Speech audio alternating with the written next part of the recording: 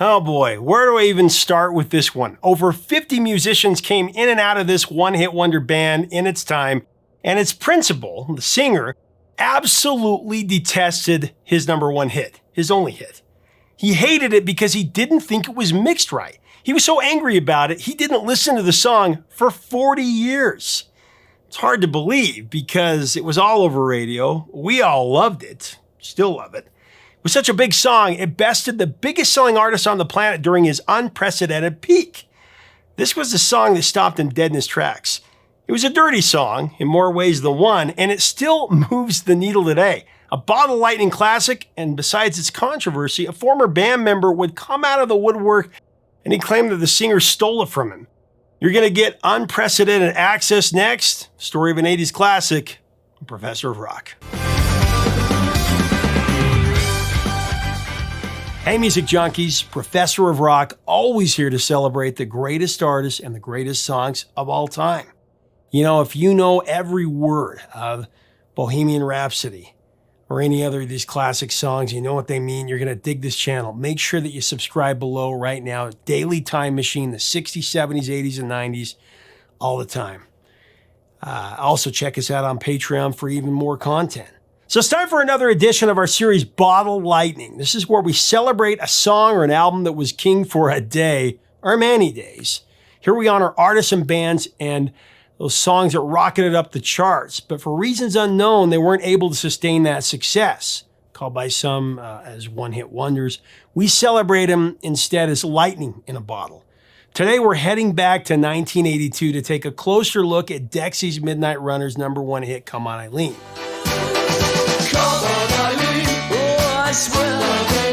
Actually, it peaked in 83, but it was conceived by vocalist and guitarist Kevin Rowland.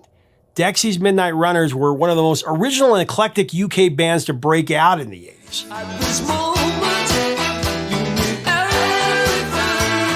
Kevin Rowland, along with rhythm guitarist Al Archer, were previously members of punk outfit The Killjoys before forming Dexys in 1978. Adding several other members to this lineup, the initial grouping was actually like a miniature orchestra featuring musicians on bass, drums, a piano, tenor sax, alto sax, trumpet, and trombone. The band took their name from the amphetamine Dexedrine, which Northern Soul fans commonly used as a recreational drug. Roland, the undisputable band leader, fashioned the band's image straight out of the 1973 Robert De Niro movie Mean Streets. They will pay their debt tonight in Mean Streets. The result was a chic New York Italian Docker ensemble. Dexys Midnight Runners scored a top 40 UK hit right off the bat with their November 1979 debut single, Dance Dance.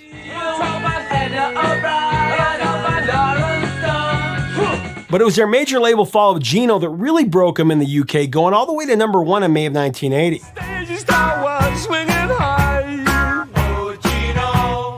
However, only months after the release of their debut album, Searching for the Young Soul Rebels, Kevin Rowland was facing a mutiny.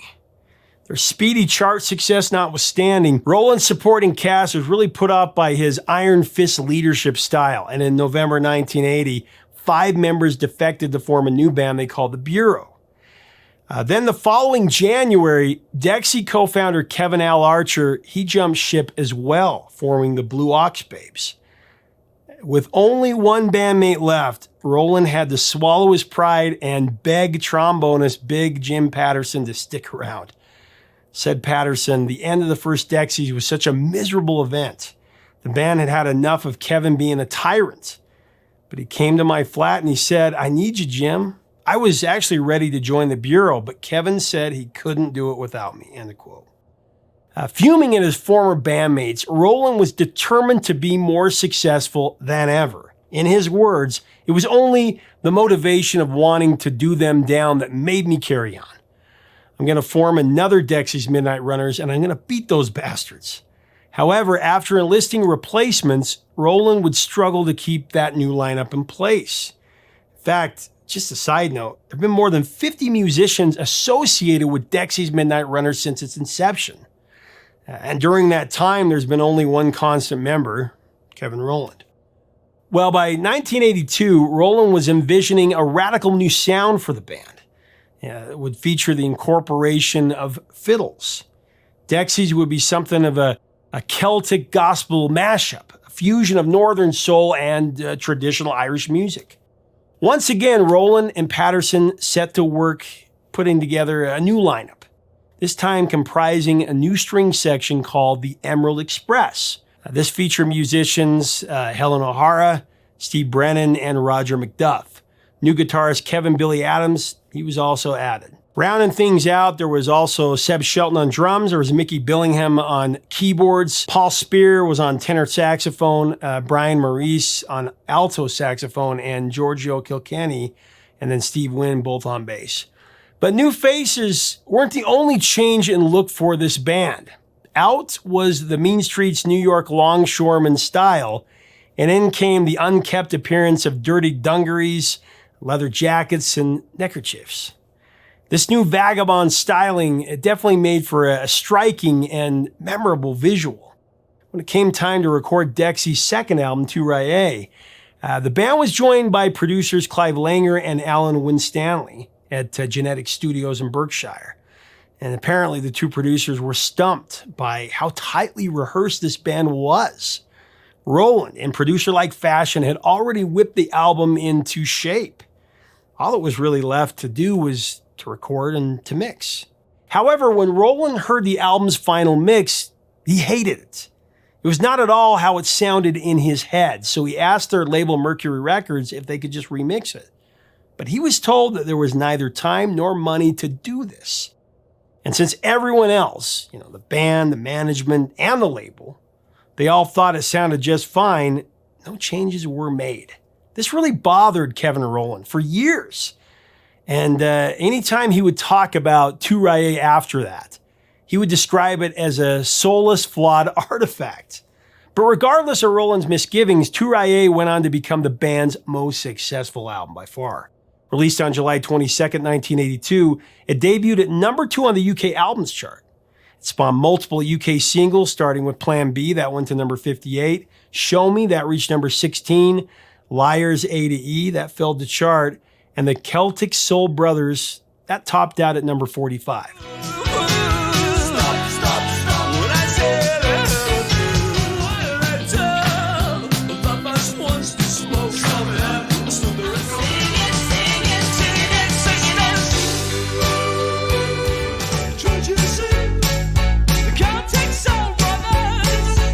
But up to this point, Dexys Midnight Runners were still an unknown in the United States.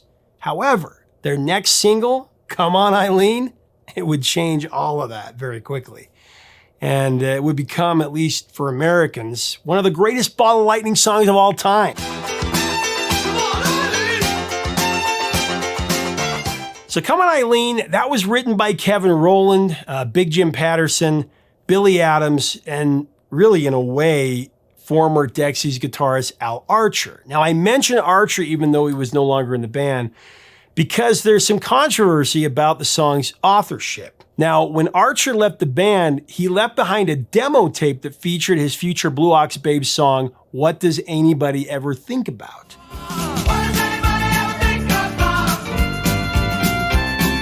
As it turns out, What Does Anybody Ever Think About and Come On Eileen have some distinct similarities, particularly the slowing down and speeding up part.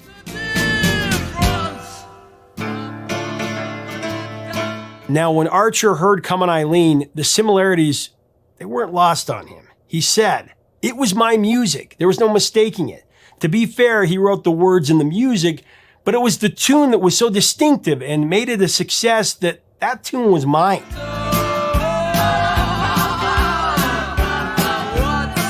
Rowland admitted to technically stealing Come On Eileen from Archer, though later on he would clarify his admission, saying that at the time he was just punishing himself. He said, "I was in a dark place and thought it had all been him and I had no talent. What actually happened was he played me his demos and he was using a combination of a Tamla-style beat with violins, which I thought sounded better than what we were doing. So I nicked that style and the idea of speeding up and slowing down. But I didn't steal one note, not one chord, not one melody."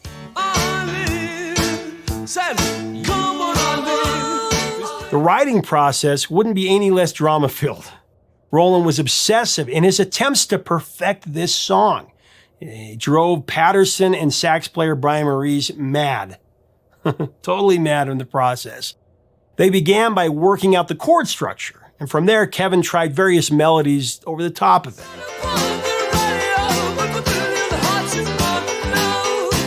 Rowland would then think of a key that he wanted the song to be in and get the band to play it over and over again. And then he would think of another key and have them do it in that one over and over again. Then when Kevin asked the band to sing the main refrain, Maurice kept singing it differently from Kevin's instructions. No, said Kevin. You're singing it wrong. I know what it is, shot back Maurice. I just don't like it.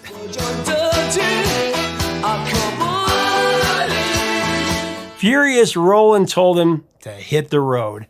And when he did, an exasperated Jim Patterson, he followed suit. The two of them then formed TKO Horns, and Rowland would later hire them back as session players. So in describing the song's signature catchy sound, Kevin Rowland would say, "We wanted a good rhythm, and we found one. Lots of records we liked had that rhythm. There's Concrete and Clay, It's Not Unusual by Tom Jones. Lots of records we liked had that." Rowland also said that it was him who actually came up with the memorable Irish-inspired phrasing, too-rye-ay. And after he did, he thought, wow, this is sounding really good. And he knew that he was onto something.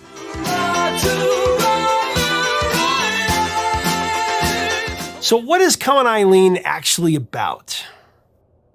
Well, there seems to be two converging themes here. On one level, the song speaks to breaking free from a dead-end life and shaking off the expectations of prior generations. You get a sense of this as the song references poor old Johnny Ray, sounding sad on the radio. If you could ride. Roland's, of course, name-checking the 50s crooner to underscore the sorrow that hangs over the scene that he longs to escape.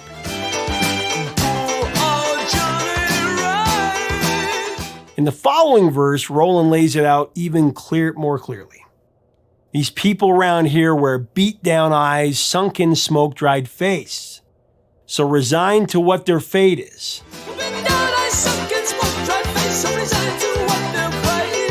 But for him and Eileen, things are going to be different. He promises her a better future, saying that won't be them, because after all, they're far too young and clever. One of my favorite lines.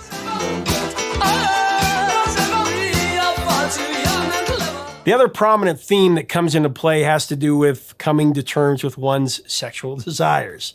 Hey, I've got to talk about it. That's what the song's about. Said Kevin Rowland about it, "For years I told everyone that Eileen was my childhood girlfriend. In fact, she was a composite to make a point about Catholic repression." Now, Rowland was raised Catholic, and he served as an altar boy in church. As a teenager, he was surrounded by Irish Catholic girls for whom he felt an overpowering attraction. But he was told that he wasn't supposed to have those feelings. Sex was not only a taboo subject, but it was considered very dirty. Hence the lines, "You in that dress, my thoughts I confess, verge on dirty." I love how he says that.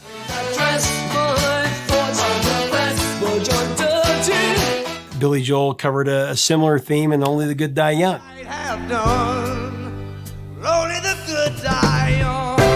But Come On Eileen interweaves these two themes into a message of breaking free from the status quo. But in the end, maybe nothing sums up Rowland's argument as well as his impassioned cry of independence.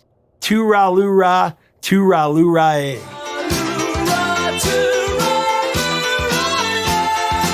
Come On Eileen was, of course, an enormous hit. It was the biggest selling single of 1982 in the UK. It reached #1 there. It wouldn't be released in the US until '83, like I said, but in April of that year, it also went to #1 on the Billboard Hot 100. It actually knocked Michael Jackson's Billie Jean from the top perch in the process.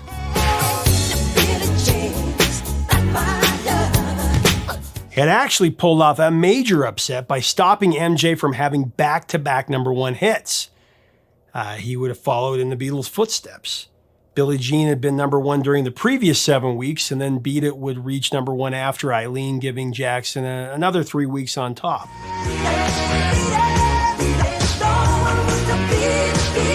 I mean, let's be honest, only a song of this caliber could upset the apple cart at the time of Michael Jackson Thriller and his two big records, his two big hits from that album.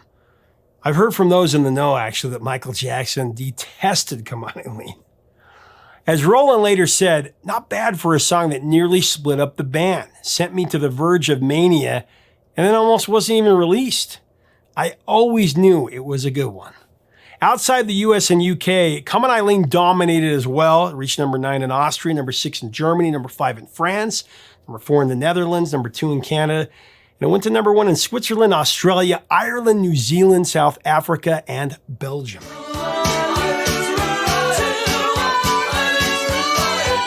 Now, since then, Come On Eileen has appeared in a long list of movies and TV shows, as you can imagine. At this moment, you mean everything. Actually, Cyndi Lauper's Girls Just Want to Have Fun borrowed from the rhythm of the song.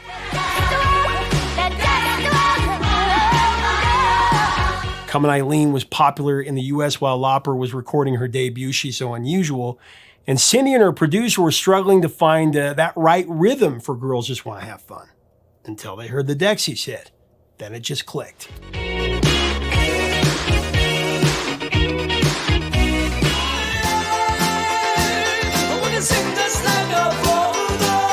After the release of too-rye-ay, Dexys Midnight Runners toured extensively, tweaking their name to Kevin Rowland and Dexys Midnight Runners.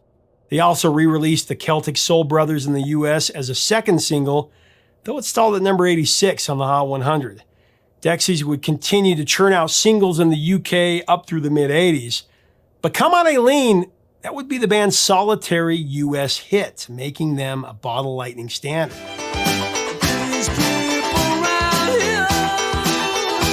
After the 1985 record, Don't Stand Me Down, that failed to chart stateside, Dexys disbanded, and Roland would pursue a solo career.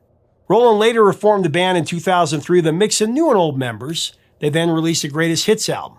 2 other studio albums followed in 2012 and 2016, but neither scored any chart action. Decades after the success of Come On Eileen, there was still one thing that was nagging at Kevin Rowland. Yeah, he was still unhappy with the mix, too-rye-ay. Even after 4 decades, he couldn't let it go. In fact, in all that time, he wouldn't even listen to it. Said Roland, when people enthuse about too-rye-ay, I'm wincing inside because I never felt worthy of that big success. However, all that changed in 2020.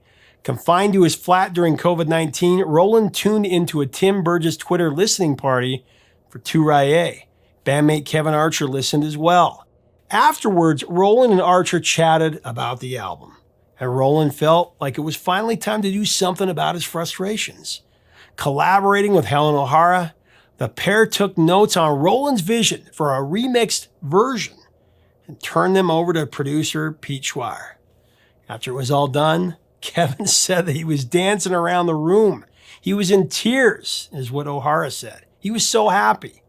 Said Roland, I was tearful because I felt so proud of it, something that had never happened before. It had taken 4 decades, but finally, too-rye-ay matched the music he had been hearing in his head all along. And Eileen, for her part, got a tune up as well.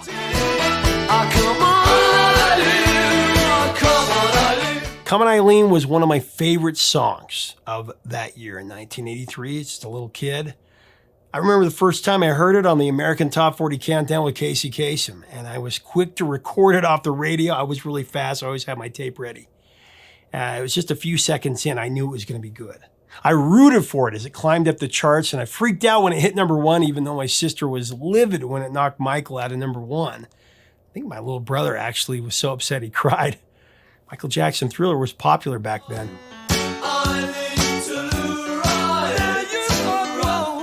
I played it all the time. It's as joyful of a pop song as there has ever been.